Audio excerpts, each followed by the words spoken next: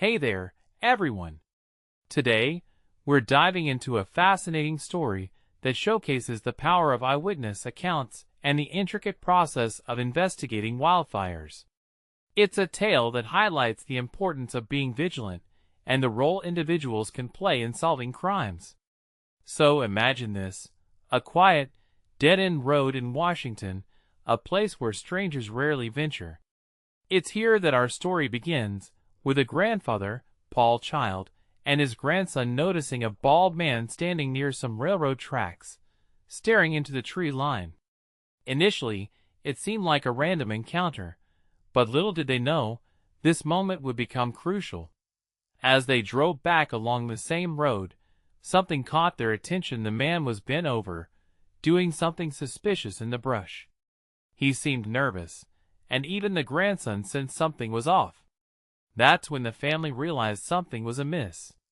Minutes later, a huge cloud of smoke appeared, and Paul immediately connected it to the stranger. It was as if the pieces of a puzzle were falling into place. The family sprang into action, calling 911 and warning their neighbor about the approaching wildfire.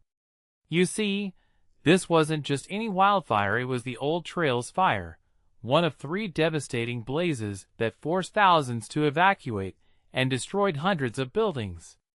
And the man they saw, Aaron Farinacci, was later arrested on suspicion of first-degree arson. But here's where it gets even more intriguing.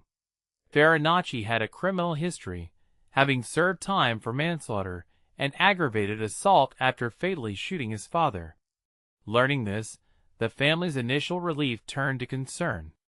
The thought of him knowing where they lived and potentially returning was a chilling prospect.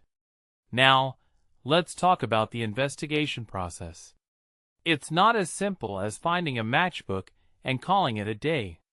Fire investigators have a meticulous job, working backward from the aftermath, examining the terrain, and eliminating accidental causes. It's a delicate dance of evidence and deduction. Scott Sweeto, a retired ATF executive, emphasized the complexity of arson investigations, especially in wildfires.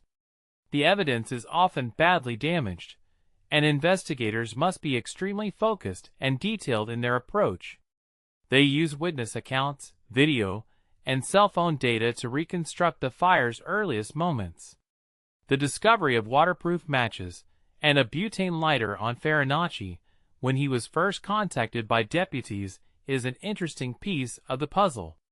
Sweeto cautions against placing too much weight on any single piece of evidence, as these matches are specialized and designed to remain lit in harsh conditions. The investigation concluded that the blaze originated where Paul reported seeing the man, and trains and electrical infrastructure were ruled out. The fire was consistent with dry grass being ignited by an open flame, just as the matches and lighter could have done. For Paul, it's all about holding the individual accountable for the pain and suffering caused. This story is a reminder of the power of observation and the role we all play in keeping our communities safe. It's a fascinating insight into the world of wildfire investigations and the impact of individual actions. So there you have it, folks. A story that showcases the importance of being vigilant and the intricate process of solving crimes. Until next time, stay curious and keep those eyes and minds open.